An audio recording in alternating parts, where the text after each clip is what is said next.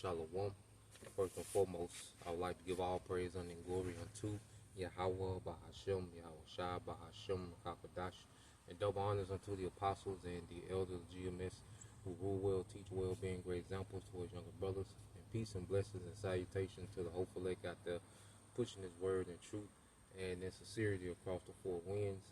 In the name of Yahweh, Bahashem, Yahweh Shai, pushing to get up out of here. Shalom to the hopeful elect, the believers, the listeners who have came back to the obedience of the scriptures through faith in Yahweh Bashim Shai.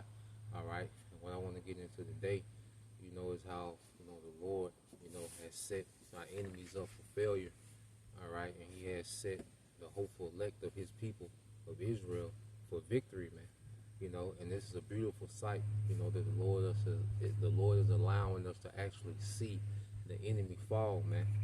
We actually seeing this nigga fall, man. All right, and we know that this devil got a few more plays left, okay, before he's finished. And the ultimate play is the MOTB, which he has to bring on, Jacob trouble, all right, civil unrest, all right. But what we're seeing, all right, is everything is not working according to the plan of these Edomites.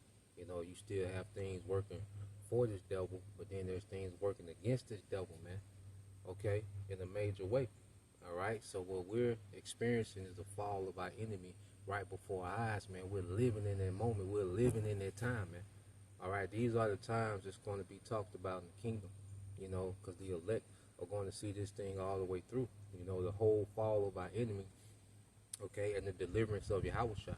Even those that die at the end of this thing for the testimony of Yahushua, all right, they lived during the fall. And they're gonna get to say they was resurrected at the return of Yahushua, man.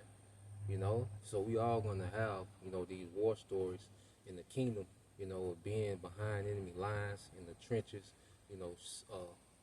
teaching his word, being amongst the body, the brotherhood, because always, certain events, and it's like, where were you, when this happened? Where were you when this event happened? Certain events that happened, that changed the course of history, and people talk about where they was at and what they was doing. Well, we got their boast, we have their boast, man. Hey, we in that time, all right, where Yahweh Bashim Shai, the Heavenly Father's getting ready to send Yahweh Shai, man. We're getting ready to see the skies filled with chariots, man. As birds flying, as the scriptures say. And it just made me think of them seeing these buzzards, circling, in the sky now. It just made me think of that precept. But let's go here. This is the book of Psalms 37 and 7. It says, rest in the Lord and wait patiently for him. Fret not thyself because of him who prosper in his way, because of the man who bringeth wicked devices to pass. And that man is Esau Edom, And the Lord has allowed this man to bring wicked devices to pass because it was prophesied that he was going to get so far within his new world order. So this man has been able to enchant the masses of people. This man has been able to steal the resources of the earth. This man has begun, setting up a digital infrastructure for his new world order. All right, so he's been able to prosper in his wickedness, man. Okay, but when you read this in the NLT, Psalm 37 and 7, be still in the presence of the Lord, Yahweh Bashim Shai, and wait patiently for him to act. See, we don't have to be overburdened with trying to physically take this man down. We've just been tasked to teach this word. Okay, the Heavenly Father is going to take this man down. You see, we've been tasked to just teach this word, teach our people, constantly examine ourselves, man, constantly grow in the spirit, read. Hey, the scriptures say give attention and read, man. Reading, teaching this word, becoming better in this truth, man, putting on the elect, turning back to righteousness, man, which benefits us, which benefits our whole nation, man, and eventually it's going to benefit the earth, man, when the righteous rulers are in power. Okay, the wealth for the earth is in the hands of the wise, man. Okay, so we're coming into a time, all right, where the Lord is getting ready to transition his rulership, and before we come into power, well, this power has to fall. And we just seen the needle move a bunch, because this devil, he's been gradually falling. But what this devil just did, all right, with entering into this third world war by going to war with Iran, hey, he just moved the needle in our favor a lot, man. You know, this is gonna work out for us. Okay, the elites got their last few moves. Okay, they last few tricks of their sleeves that they gonna pull out, and they're done. They're finished. They only have so many moves to make. Okay, a couple more moves to make, and they're done. Okay, so all we have to do is wait patiently on the Lord, and the Lord gonna act. The Lord gonna literally bring this man down. He's gonna destroy the militaries of the earth. Not only Esau, but all these heathens, man. Because all heathens have to go into captivity for their role and participate with Esau to this point. Okay? And the Lord, part of his judgment is having these nations go to war with each other. Because these nations is finna start canceling each other out, man. Because it's going to go both ways. Okay? We're going to keep seeing these missiles fly both ways. And eventually they're going to put them nuclear warheads on the missiles, man. Right now it's conventional warfare. But pretty soon what they're going to be tossing back and forth, okay, it's going to have nukes on it, man. Okay? And you can't toss too many of them back and forth, man. It's going to be that one great exchange where most of the missiles of the earth coming towards America, and we can see the earth, all right, transitioning into an alliance against America and the small hat. The whole earth is transitioning into an alliance against America and the small hats, man. Okay, even other Edomites, man. Okay, because through America, the small hats have done the most damage in the earth, man. Spiritually, psychologically, physically, okay, in every type of way you can think of, mentally. Okay, from the food to the medicine to, you know, family, man. These man has destroyed the small hats through American culture and pushing that culture throughout the earth, man. Have destroyed a lot, man. Through America's military, okay. These niggas have destroyed a lot, man. Okay, that's why there's so much. That's why so much judgment gonna come, all right, to you small hats and to you to America, man. Okay, but all these heathens finna be judged and go into captivity, man. Every last one of them, man. Okay, and it says, it said, don't worry about evil people who prosper or fret about their wicked schemes, man. Yeah, see, like what Esau got going on. Of course, we keep up with it, you know, and we inform our people. We're watchmen, so we keep up with the moves that's being made. Okay, but now as we seeing the Lord really begin to kick Esau out the driver's seat, man. And now Esau rides shotgun, you know, and pretty soon he's gonna be in the back seat. All right, and pretty soon they ain't gonna be in the trunk. Okay, out of here, man. Okay, so it says, cease from anger and forsake wrath. Fret not thyself in any wise to do evil, man. Because trying to take Esau down, all right, and not waiting on the Lord, well, that's evil. That's wicked, because that's against direct orders from our power, Yahweh Shem Al-Shah. We were told not to be militant with this man, not to try to face this man in a carnal manner, all right? But we was given, all right, the tools to face this man spiritually, okay, to tear this man down spiritually. We was given the weaponry, okay?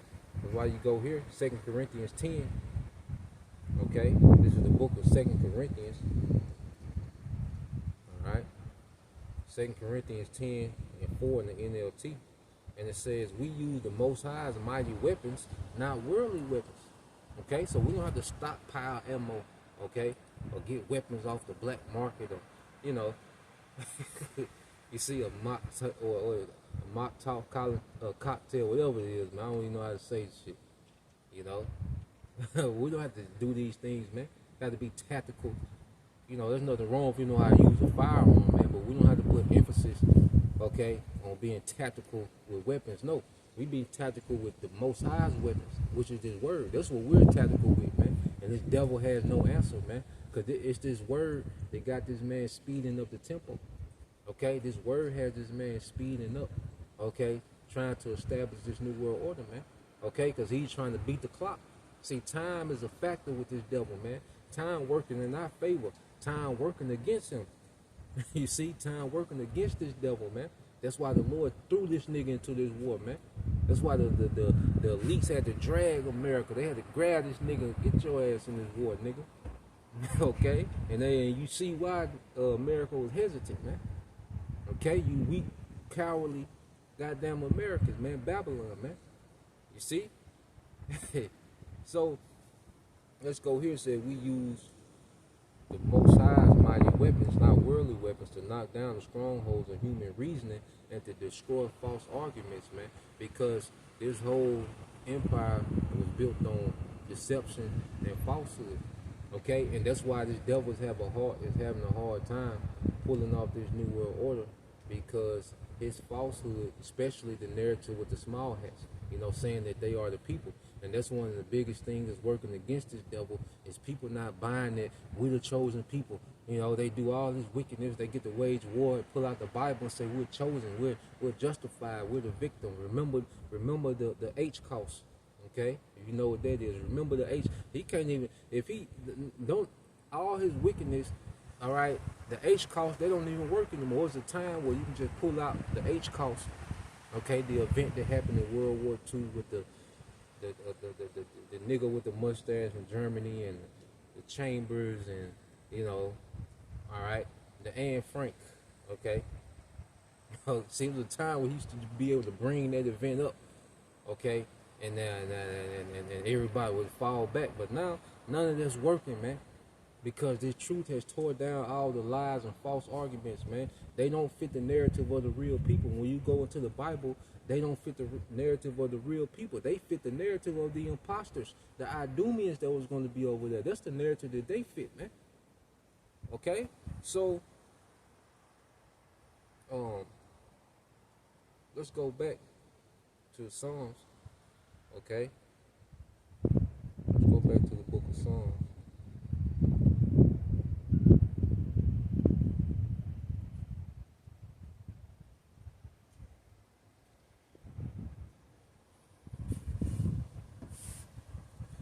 Psalm 37 and 9, it said, "For the wicked will be destroyed, but those who trust in the Lord will possess the land." Okay? And that's the elect of Israel, because the elect of Israel was given faith, the gift of faith to trust in the Lord.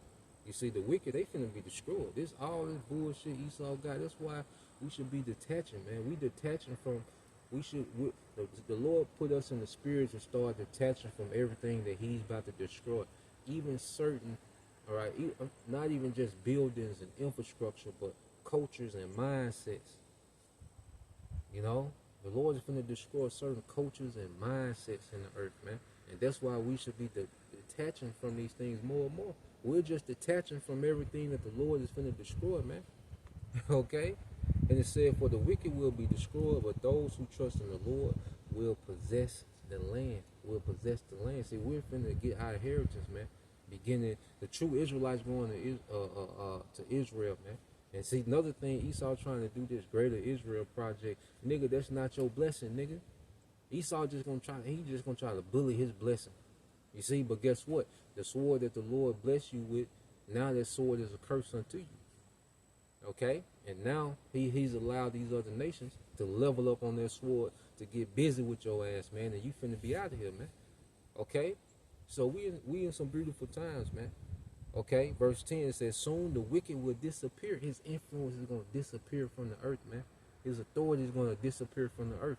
And after 1,000 years, because after he served that captivity, he's going to literally disappear, man. Be exterminated, man. Okay, it said, "Though you look for them, they will be gone." Okay, the lowly will possess the land, the meek, all right, and will live in peace and prosperity, man. Okay, and that's the end game that the Lord always had in mind from the beginning. And one thing the truth does too is humble us down, man. Because being humble doesn't mean that you're timid and you're a pushover. That means that you reverence a higher power. Okay, you reverence Yahweh Bashim Shai. Okay, and you reverence other people. You considerate about your people, man. Okay, you're meek. You don't look at, no matter how much rank you got, how much wealth you got, you don't look at your people as nothing. No, man, you consider your people as well, man. You have a sincere love for your people, man. And you use because rank and wealth is supposed to be used to forward the nation, not forward the individual, man. So being meek ain't being, all right, this timid pushover. That ain't meek, man. Meek is understanding there's a higher power, okay, and everything that also understand that we have limitations and we need a higher power. Okay, and we trust the higher power, man. That goes into being meek. Okay, and then also being considerate of your people as well, man. Okay, so yeah, man, just wanted to get into that, man. The Lord set us up, for a victory, man. And it's a beautiful thing to see our enemy lose, man. So Lord will, you brothers, all right, and you sisters edified. Till next time I say shalom. Kwame Mashallah, Abba, Abba, Shalom.